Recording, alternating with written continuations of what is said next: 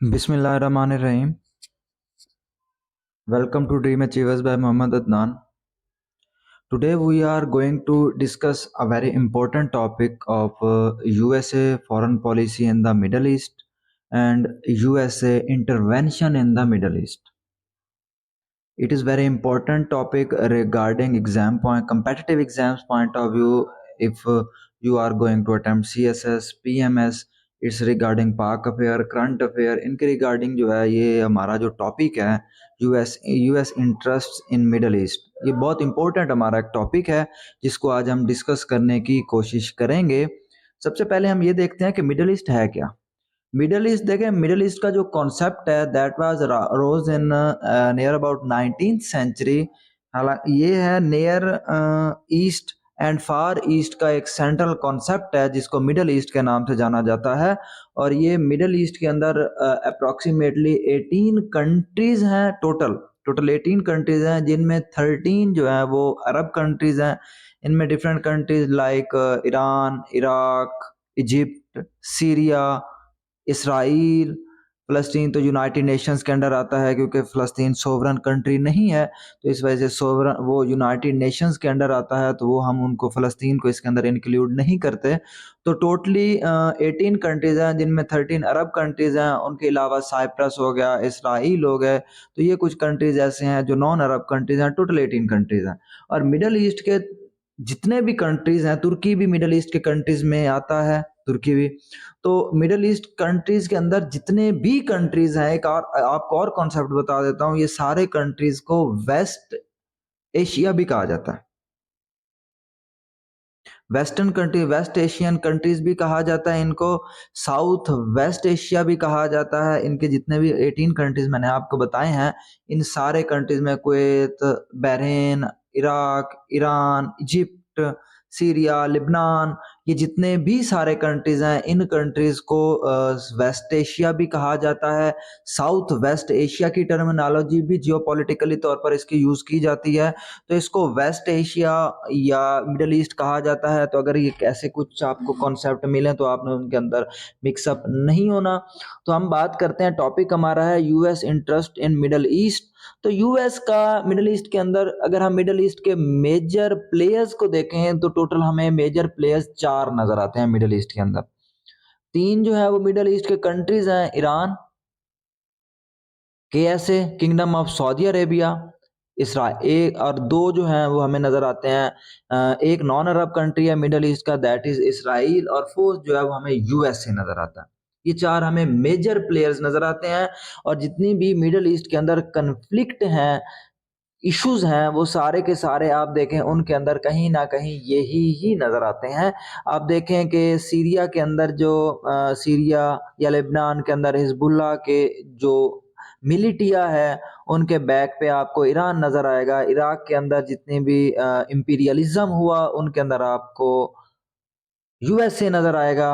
KSA आपको नजर आएगा सीरिया लिबनान के अंदर अगेंस्ट ईरान, और उसके बाद आपको नजर आएगा इसराइल इन फलस्तीन।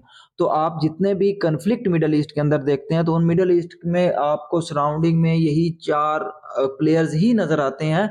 और अभी आप करंटली भी देख लें तो जो इस फलस्तीन के अंदर हुआ, आपको उसके बैकअप पे जो है वो क्या क्या नजर आता है, कौन कौन से प्लेयर्स नजर आते हैं, वो सबके सामने है।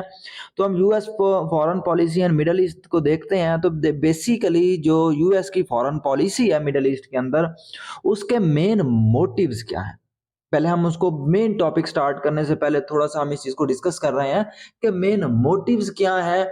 और जो वेस्टर्न पार्ट है या जो वेस्ट है, जो यूरोप है, वो इसराइल को प्रोटेक्ट, या यूएसए जो है वो इसराइल को प्रोटेक्ट क्यों करता है। और ये अगेन मिडल ईस्ट के अंदर जो यूएसए है उसका बहुत ज्यादा कंसर्न क्यों है। तो देखें, इसराइल को प्रोटेक्ट करने के 2 मेजर जो आपको नजर आती हैं चीजें, इसराइल को जो यूरोप प्रोटेक्ट करता है उसके बिहाइंड क्या क्या मोटिव्स हैं। तो सबसे पहला मोटिव तो जेनेरिक मोटिव है कि यूरोप जो है वो मुस्लिम कंट्री से, मुस्लिम वर्ल्ड से हमेशा अगेंस्ट रहा है।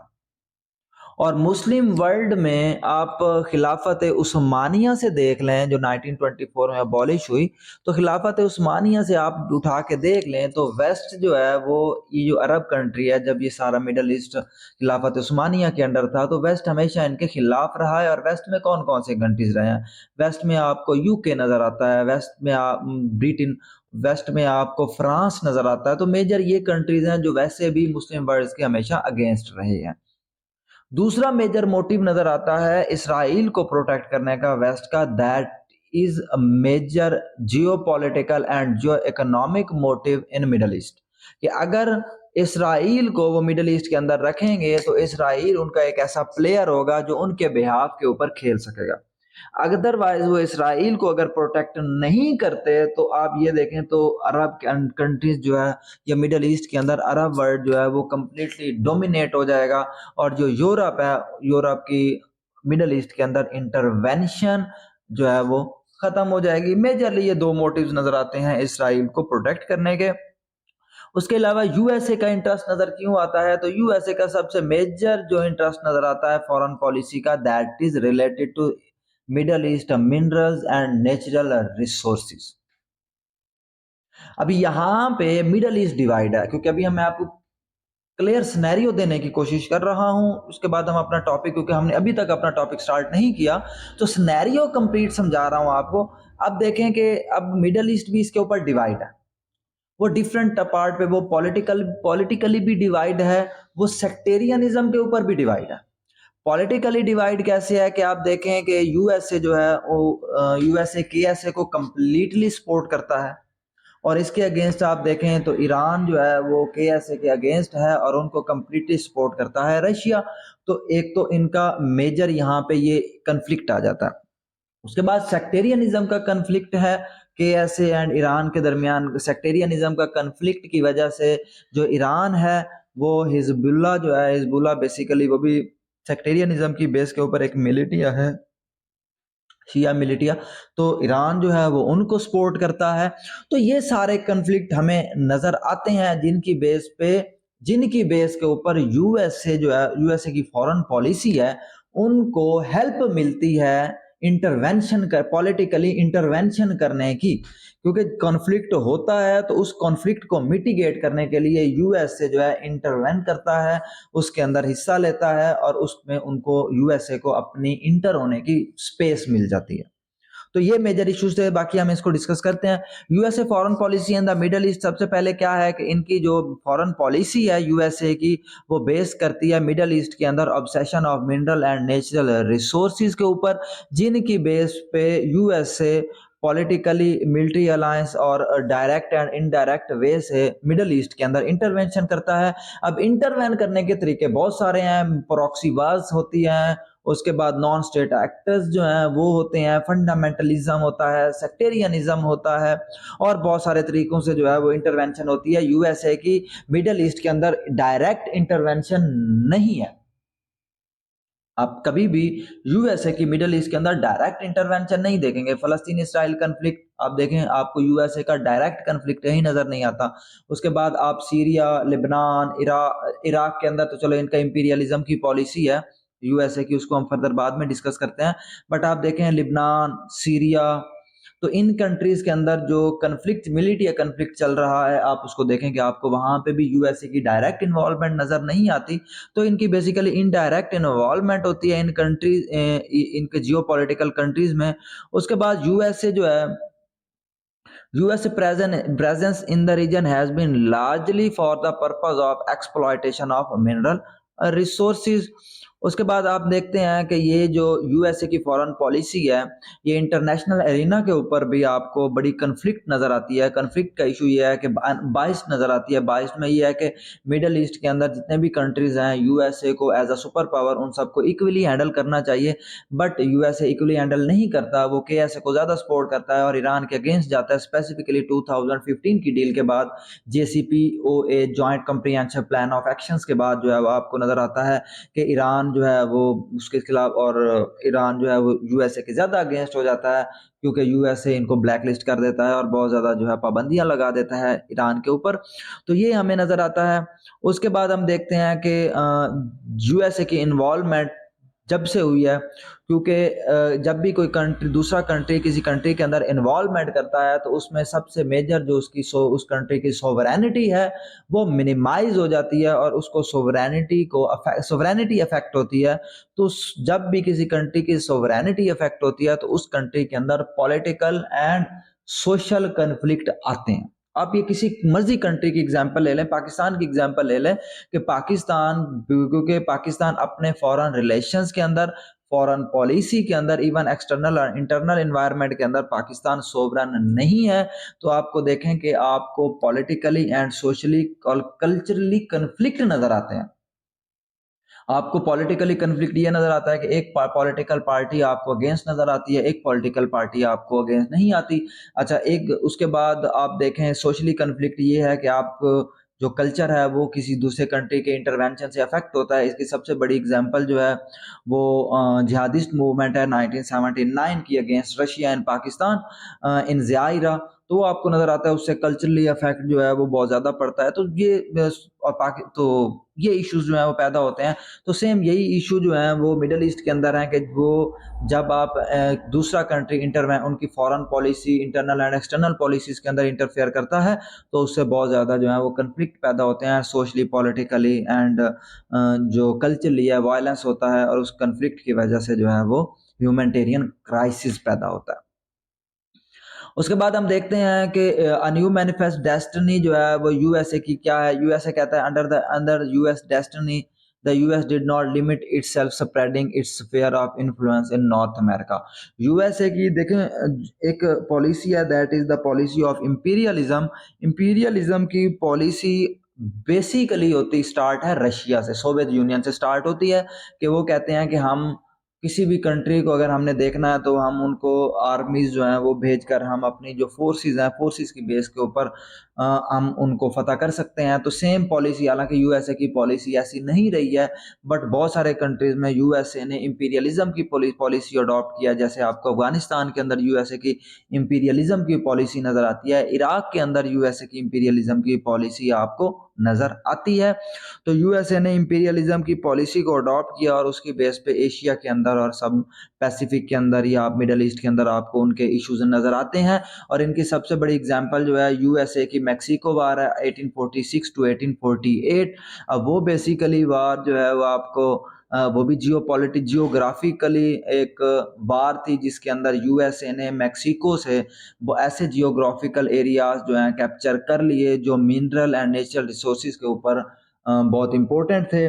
उसके बाद आपको स्पेनिश अमेरिकन वार नज़र आती है 1898 के अंदर, और वो बेसिकली सिल्वर और गोल्ड डिपॉजिट्स के ऊपर आपको ये पॉलिसी नज़र आती है, ये इंपीरियलिज्म नज़र आता है।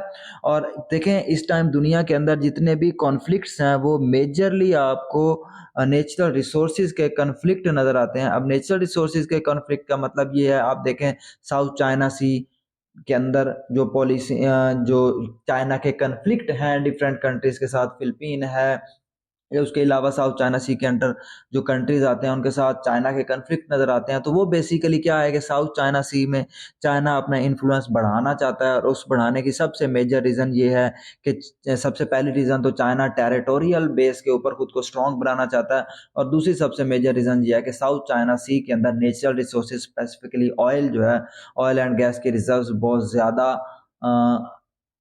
एंटरप्रेन्योर किए गए हैं, एक्सट्रैक्ट किए गए हैं। तो उसकी हालांकि निकाले नहीं गए, लेकिन हमने देखा गया कि वहाँ पे एक वो रीज़न है। उसके बाद आपको इंडो पैसिफिक के अंदर, अरेबियन पेनिनसुला के अंदर आपको कन्फ्लिक्ट नज़र आता है चाइना और यूएसए का। तो वो उसकी भी सबसे बड़ी रीज़न यही है कि इंडो पैसिफिक जो है वो एक मेजर रूट है वर्ल्ड तक जाने का, जिसमें डिफरेंट स्ट्रेट है, स्ट्रेट ऑफ हॉर्मज़ है जिससे 40% दुनिया का ऑयल जाता है। उसके बाद बहुत सारे पैसिफिक ओशंस के अंदर नेचुरल रिसोर्सेज हैं जिसमें मिडल ईस्ट की तरफ रास्ता जाता है। तो ये सारी चीज़ें हैं जिन जहाँ जहाँ पे अमेरिका ने अपनी इंपीरियलिज्म की पॉलिसी को अडॉप्ट किया, उसके बाद हम देखते हैं जियोग्राफिकल इम्पोर्टेंस की बेस के ऊपर रिजर्व्स की बात मिडल ईस्ट की बात में हो और mineral resources natural resources and reserves और ब्लैक गोल्ड की बात ना हो। Black gold mean oil, crude oil. तो बात ना हो तो बात पूरी नहीं होती। और इसी वजह से Middle East has remained a vital region of national interest for both Russia and United State of America. और इसके लिए यूनाइटेड स्टेट ऑफ अमेरिका ने, मैंने पहले बात की, डायरेक्ट एक्सेस कभी नहीं ली। उसके लिए उन्होंने डिफरेंट टूल्स यूज किए, जिनमें मैंने आपको बताया कि उनका प्रॉक्सी वार है, उसके बाद लॉबिंग है, प्रेशर ग्रुप को यूज करना है, मिलिटिया को इन्फ्लुएंस करना है, सेक्टेरियनिज्म है, रेडिकलाइजेशन है, और बहुत सारे डिफरेंट अनकन्वेंशनल वेज हैं जिनको यूज करके यूएसए जो है वो इस रीजन के अंदर कन्फ्लिक्ट या इस रीजन को डिस्टेबलाइज करने की कोशिश करता है। और जब कोई रीजन डिस्टेबलाइज हो जाता है तो यूएसए को एक स्पेस पैदा हो जाती है, और उस स्पेस को फिल करने के लिए यूएसए इंटरवेन करता है। तो यूएसए की इंटरवेंशन की वजह से, अब यूएसए की इंटरवेंशन की वजह से क्या क्या इश्यूज पैदा होते हैं वो हम आगे देखते हैं। For the dominance and control of the region, Iran backed by Russia, जो मैंने पहले बात की, रशिया को ईरान बैक करता है, and KSF founded and militarised by US. अब यहाँ से क्या होता है, एक सर्कल पैदा हो जाता है, एक साइकिल स्टार्ट हो जाता है जिसके अंदर ईरान यूएसए दोनों उसी सर्कल के अंदर घूमते रह जाते हैं और वो इस सर्कल से नहीं निकल सकते। उसके बाद हम देखते हैं, अगर ये मिडल ईस्ट की बात हो और यूएसए के साथ इसराइल के रिलेशंस की बात ना हो तो ये अनजस्ट रहेगा मिडल ईस्ट के साथ। तो मिडल ईस्ट में सबसे पहले इसराइल 19 मई 1948 में एग्जिस्ट हुआ, तो और यूएसए जो है वो फर्स्ट कंट्री था इसराइल को रिकॉग्नाइज करने के लिए। और उसके बाद अगर आप देखें तो जो मैंने पहले बात की कि इसराइल के हक में वर्ल्ड वार 2 आप देखें, वर्ल्ड वार 2 के बाद वर्ल्ड वार 1 से पहले पहले जो है ये सारा एरिया खिलाफत उस्मानिया के अंडर था। उसके बाद जब वर्ल्ड वार 1 के बाद ये डिवाइड हुआ तो ये एरिया जो है वो ये सारा फ़लस्तीन और इसराइल का जो एरिया था ये कॉलोनियलिज्म में चेंज हो जाता है और ब्रिटेन इसकी कॉलोनी बन जाता है। उसके बाद ब्रिटेन जो है वो इनको इंडिपेंडेंस दे देता है। तो आप देखें कि इनकी हॉस्टैलिटी रही है हिस्ट्री के अंदर मुस्लिम वर्ल्ड की एंड यूरोपियन वर्ल्ड की। तो इस हॉस्टिलिटी की वजह से, इस एनिमोसिटी की वजह से या मिसट्रस्ट की वजह से जो है वो यूरोपियन कंट्रीज जितने भी हैं वो इसराइल को सपोर्ट करते हैं। और दूसरा उनका जो जियो स्ट्रेटजिकली इंपॉर्टेंस की वजह से भी यूरोपियन जो है उनको पसंद करते हैं। उसके बाद आप देखें कि इसकी बेस के ऊपर जब 1960 वार की 67 की 6 डे वार हुई, जिसके अंदर जनाब इसराइल ने जो है वो Arab country Egypt, Syria, Jordan, Iraq और लिबनान के ऊपर हमला किया। तो आप देखें कि इनके सिनाई पेनिनसुला था, उसके बाद सीरिया का गोलान हाइट था, ये ऐसे इलाके थे जिनके ऊपर इसराइल ने कब्जा कर लिया था। वो अलग बात है, सिनाई पेनिनसुला जो है वो इजिप्ट को वापस कर दिया गया था बाद में। तो उसमें क्या था, दे कुड नॉट, ये जो वार थी, war can not win without the unofficial backing and help of United State of America. अब इसकी रीजन ये है कि Israel receives approximately 10% of America foreign aid budget every year. और ये किसी भी कंट्री का सबसे ज़्यादा, रीजन का सबसे ज़्यादा यूएसए का बजट है। उसके बाद United State unmatched support to Israel by allowing her to conduct and continue in its unaccounted brutalities and suppression of Palestinian and by letting establish illegal settlement in the region। तो illegal settlement में आपको नज़र आता है यरूशलेम जो है वो आपको नज़र आता है, वो डिवाइड जो है, ईस्ट यरूशलेम है, वेस्ट यरूशलेम है। ईस्ट यरूशलेम के ऊपर इसराइल का कब्जा है, वेस्ट यरूशलेम के ऊपर जो है वो भी पहले फ़लस्तीन का था, लेकिन अब वो भी तकरीबन इसराइल का कब्जा है। फ़लस्तीनियन जो है वो सिर्फ गज़ा स्ट्रिप और वेस्टर्न पे है, और वो भी अब तकरीबन उसके भी बहुत सारे एरियाज जो हैं वो इनके पास हैं। अब यहाँ पे हम बात करते हैं US, the problems with the US existence in the region. तो सबसे मेजर प्रॉब्लम मैंने आपको बता दी कि जो सबसे मेजर प्रॉब्लम है दैट इज सोवरेनिटी का इशू है। सोवरेनिटी का इशू ये है कि मैंने पहले बात की, सोवरेनिटी की वजह से जब कोई किसी कंट्री की सोवरेनिटी मिनिमाइज होती है तो socially, culturally and politically base के ऊपर कन्फ्लिक्ट पैदा होते हैं, जिससे कंट्री डिस्टेबलाइज होता है।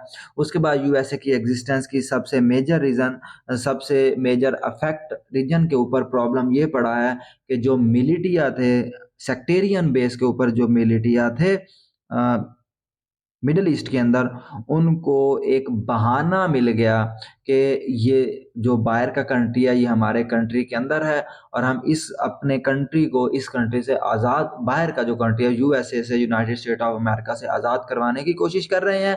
और इस बेस के ऊपर बहुत सारे यंग जनरेशन जो है वो उन मिलिटियाज के साथ जाती है, जिसकी वजह से सोशली कन्फ्लिक्ट होता है और कंट्री मज़ीद डिस्टेबलाइज हो जाता है। Locally administered militia waged their war against Soviet Union to incorporate the seed of fundamentalism and Wahhabism, एक सेक्टेरियन कन्फ्लिक्ट है। ठीक है, उसके बाद जिसके में कोल्ड वार की सिचुएशन पैदा हो जाती है। उसके बाद US involvement also give already existing terrorist network, जो टेररिस्ट के जितने भी नेटवर्क हैं उनको क्या करता है, cause to cash already existing rhetoric foreign intrusion in the land. वो पहले ये बहाना ढूंढ रहे होते हैं और फिर फॉरेन कंट्री जो है उनकी इंट्रूजन होती है तो उनको इस चीज़ का बहाना मिल जाता है और वो उसके कंट्री के खिलाफ, और स्पेसिफिकली उन कंट्रीज के खिलाफ भी, और जितने भी रेजिडेंट होते हैं या उस कंट्री की जो गवर्नमेंट होती है उनके खिलाफ वो रिटेलिएट करते हैं, जिहादिस्ट मूवमेंट स्टार्ट कर देते हैं। अब इसके ऊपर Obama handling of issue in the Muslim world including uprising in the Middle East, Israel फलस्तीन conflict, Iran Afghanistan.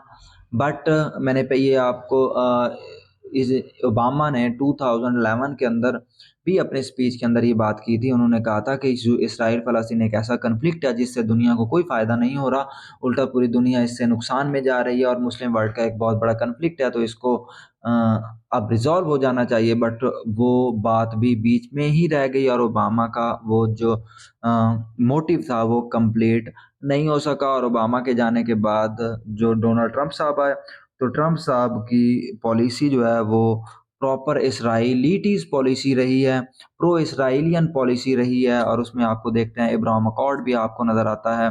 Ibrahim accord की बेस के ऊपर आपको 2015 में आप डिफरेंट, पहले 2 कंट्रीज़ थे, Egypt and Jordan, in countries ने रिकॉग्नाइज़ किया। उसके बाद 3 और कंट्रीज़ हो गए जिनमें मोरक्को है, यूएई है और बहरीन है, जिन्होंने इसराइल को रिकॉग्नाइज़ किया और इसराइल के साथ कंप्लीट डिप्लोमेटिक रिलेशंस बनाए। अब यहाँ पे हम बात करते हैं कि मिडल ईस्ट के अंदर जो पीस है वो पॉलिसी रिफॉर्म्स के थ्रू कैसे आ सकता है। सबसे पहले, और इसमें भी सबसे मेजर रोल जो है वो यूनाइटेड स्टेट ने ही अदा करना है as a super power, as a sole representative of United Nation. तो इनके अकॉर्डिंग करना है। सबसे पहले क्या है कि यूनाइटेड स्टेट की जो एडमिनिस्ट्रेशन है, they do not take side in the conflict in the region but rather play a mediatory role to resolve the conflict by remaining a neutral player. क्योंकि जब तक यूनाइटेड स्टेट अपनी policy को neutral नहीं करेगी तो policy reforms नहीं होंगी। अब अगर आप देखें कि यूनाइटेड स्टेट की प्रेसी प्रो इसराइलियन एंड प्रो के ऐसे रहेगी तो ईरान को साफ ज़ाहिर है उसके ऊपर कन्फ्लिक्ट रहेगा। उसके बाद हम देखते हैं the policy makers of USA need to understand that any constructive role from the US will ultimately help itself in term of global image and the current expenditure on keeping military in the Middle East. अगर policy reforms के through कर लेते हैं तो ये middle East का तो फ़ायदा, रीजन का तो फ़ायदा होगा ही होगा, बट उसके साथ साथ यूएसए का खुद का भी बहुत बड़ा बेनिफिट होगा। उसके बाद थर्ड मेजर पॉलिसी रिफॉर्म्स है, policy maker need to make policies that can end the conflict in Middle East, namely the conflict between Israel and Palestine, Houthis and Yemeni government and Assad regime and rebels in Syria. Houthis and Yemeni जो government है ये आपको ये conflict Yemen के अंदर नज़र आता है, सीरिया के अंदर आपको असद रिजीम जो है और उसके बाद सीरिया के जो रेबल्स हैं उनमें नज़र आता है, और इसराइल फ़लस्तीन ये मेजर मेजर जो कन्फ्लिक्ट हैं मिडल ईस्ट के अंदर। उसके बाद हम देखते हैं कि यूएसए ने मिडल ईस्ट के अंदर सेक्टेरियन कार्ड बहुत ज़्यादा यूज़ किया है।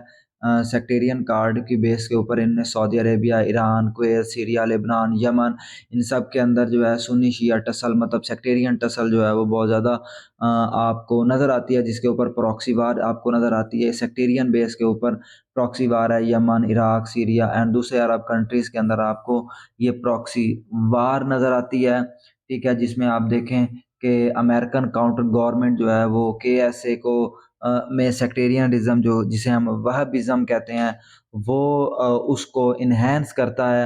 इसके अगेंस्ट ईरान क्या करता है, ईरान टैक्टिक सपोर्ट यूज़ करता है शिया लेड ऑर्गेनाइजेशन जो हिजबुल्लाह की है to counter Israeli interest in Lebanon and Saudi Arabia involvement in Yemen. तो आप देखें कि कम्प्लीटली आपको नज़र आती है। तो ये कैसे मिटिगेट किया जा सकता है, इसकी मिटिगेट की सबसे मेजर और सबसे कोई भी कन्फ्लिक्ट हो उस कॉन्फ्लिक्ट को ख़त्म करने का सबसे मेजर जो तरीका है, जो सबसे मेजर पॉलिसी है, that is introducing policies for economic integration among regional warring states. ठीक है, जैसे आप देखें कि चाइना की मेडिएशन के ऊपर आपको ईरान एंड सऊदी अरेबिया, इसका हमारा एक टॉपिक भी है, आप उसको देख सकते हैं। ईरान केएस Iran and Saudi Arabia deal आपको हमारे इस पे नज़र आ जाएगी हमारे चैनल के ऊपर। तो ईरान एंड सऊदी अरेबिया की डील है जो चाइना की मेडिएशन के ऊपर रही है। तो आप वो डील अगर आप देखें तो वो बेसिकली कंप्लीट इकोनॉमिक डील है, और अल्लाह करे कि वो डील जो है वो अच्छा हो जाए, जिसकी वजह से मिडल ईस्ट के अंदर स्टेबिलिटी आएगी और ये जो सेक्टेरियन टसल है, पॉलिटिकल कन्फ्लिक्ट्स हैं, ये सारे इंशाल्लाह मिटिगेट होंगे। बट अब इसका सबसे मेजर इशू क्या है, introducing policies for economic integration among regional varying state and the relevant actors of the region is instrumental for bringing back peace in the region। ठीक है, आप उनको वो हों जो उनके म्यूचुअल इंटरेस्ट की बेस के ऊपर आप उनकी पैचअप हो जाए, तो वो और म्यूचुअल इंटरेस्ट हमेशा इकोनॉमिक इंटीग्रेशन होता है। उसके बाद यूएसए के जो ऑक्यूपेशन एरियाज हैं लाइक ईरान, उसके बाद अनएंडिंग वार जो सीरिया की सिविल वार है, ईरानियन न्यूक्लियर डील है, इनको जो है सेक्टेरियन कन्फ्लिक्ट से बाहर निकल के इनको देखा जाए। क्यों? क्योंकि सीरिया की जो कन्फ्लिक्टेड वार है वो वार मिडल ईस्ट को न्यूक्लियर फ्री जोन कभी नहीं बना सकती। न्यूक्लियर फ्री जोन अगर मिडल ईस्ट को करना है, जिस तरह 1994 की यूनाइटेड नेशन का इदारा है सीटीबीटी, ठीक है, उसके अलावा आपको NPT non proliferation treaty organisation जो है वो नज़र आती है। तो ये सारी चीज़ें जो है ये बेसिकली हैं कि किसी भी कंट्री को रीजन को न्यूक्लियर फ्री रखना है। बट यूएसए की बाइस्ड पॉलिसी जो है वो रीजन को कभी भी न्यूक्लियर फ्री नहीं रख सकती। अब न्यूक्लियर फ्री जोन क्या है कि आप देखें कि ईरान जो है वो कॉन्टिन्यूसली यूरेनियम को इनरिच कर रहा है, जिसकी बेस के ऊपर 2015 के अंदर JCPOA हुआ, joint comprehensive plan of action हुआ, जिसकी बेस के ऊपर ईरान को न्यूक्लियर इनरिचमेंट को रोकने के बदले में बहुत ज़्यादा इकोनॉमिक बेनिफिट्स दिए जा रहे थे। अब वो इकोनॉमिक बेनिफिट्स भी मिडल ईस्ट के अंदर कन्फ्लिक्टेड हो गया, जैसे और इसके अगेंस्ट के ऐसे था कि अगर इनको इकोनॉमिक बेनिफिट इतने दिए जाएंगे तो जो के की डॉलराइज्ड इकोनॉमी है वो इकॉनमी अफेक्ट होगी, क्योंकि केएसए की कंप्लीट इकॉनमी जो है वो फॉसिल फ्यूल्स के ऊपर है, और ईरान भी एक बहुत बड़ी economy on the based of fossil fuels बन सकती है। तो वो बेनिफिट्स केएसए को नहीं अच्छे लग रहे थे, और उसके बाद फिर 2015 में अंदर जेसीपीओए जो है, सॉरी ट्रंप साहब जो है वो आकर JCPOA joint comprehensive plan of actions को एनल कर देते हैं, और वो कहते हैं कि मैं इस और इसराइल को भी इसका ये जो JCPOA है ये बहुत ज़्यादा खटक रहा होता है, क्योंकि इसराइल मिडल ईस्ट के अंदर इसराइल का सबसे मेजर राइवल जो है वो ईरान ही है। तो वो साफ ज़ाहिर है कि वो इसराइल को बेनिफिशियल नहीं था। तो उनके बिहाफ के ऊपर डोनाल्ड ट्रंप साहब ने JCPOA से सेपरेशन देखी, और उसके बाद फिर उसके साथ साथ ईरान को ब्लैक लिस्ट कर दिया गया, और ईरान के ऊपर बहुत ज़्यादा पाबंदियां लगाई गई। बट इन ब्लैक लिस्ट और पाबंदियों के बावजूद भी ईरान ने जो है वो अपने न्यूक्लियर इनरिचमेंट जो है वो जारी रखी, और उसकी बेस के ऊपर जो है वो अब ये ईरान मतलब मिडल ईस्ट जो है वो न्यूक्लियर फ्री नहीं है, क्योंकि अगर ईरान जो है वो न्यूक्लियर हो जाता है तो उसके ऊपर बहुत ज़्यादा कन्फ्लिक्ट है। इसराइल को इनसिक्योरिटी है, KSA को इनसिक्योरिटी है। तो ये सारे इश्यूज जो हैं, और USA का भी बड़ा मेजर कन्फ्लिक्ट है ईरान के साथ। तो वो मतलब जो रीजन जो है पहले सिविल वार देख रहा है, वो न्यूक्लियर डिस्टेबलाइज हो जाएगा। अब इसके लिए USA को क्या क्या करना चाहिए? USA need to treat Iran and Saudi Arabia equally. जब वो इक्वली उनको क्रिएट करेगा, तो creation of nuclear free zone is imminent and it could be safest solution to this decade old conflict and bloodshed. उसके बाद second क्या है कि जो मल्टीलेटरल ऑर्गेनाइजेशन है like UNSC, United Nation Security Council, उसके बाद IAEA, International Atomic Energy Agency, ये जो हैं ये अपना रोल प्ले करें। उसके बाद सेवरल कंट्रीज़ जो हैं जिन्होंने NPT nuclear test ban treaty को साइन किया हुआ है, वो countries like Egypt and Iran जो है वो भी इन कंट्रीज़ के इस NPT के जो है अंडर शैडो में आए और अपने कन्फ्लिक्ट जो है वो मिटिगेट करें और उनको ख़त्म करें to make region nuclear free. तो अब हम इन सारी चीज़ों को अगर देखें, तो इससे हमें ये कंक्लूजन होती है कि US की जो फॉरेन पॉलिसी है, वो करंटली जो फॉरेन पॉलिसी है वो मिडल ईस्ट के अंदर पीस के लिए इनफेक्टिव है एंड सफिशिएंट नहीं है। इसके लिए USA को अपनी जो फॉरेन पॉलिसी की प्रायोरिटीज़ हैं, उनको पीस से रिगार्डिंग पीस चेंज करना पड़ेगा।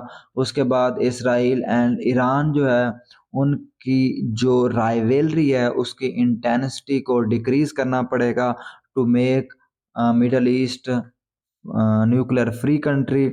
ठीक है, उसके बाद हम बात कर ली KSA एंड ईरान को इक्वली ट्रीट करना पड़ेगा। उसके बाद last but not the least, the possible implementation of a nuclear free zone policy and dismantling sectarianism could bring some progress to the peace process. However, for the attainment of sustainable peace in the region, the responsible role from the US is inevitable। तो ये इनको USA का बड़ा major role है, क्योंकि USA एक one of the most important player in Middle east. आज का टॉपिक इतना ही। इसके ऊपर अगर किसी का क्वेश्चन हो तो वो कमेंट बॉक्स में आकर पूछ सकता है। आज बहुत शुक्रिया। अल्लाह हाफिज़।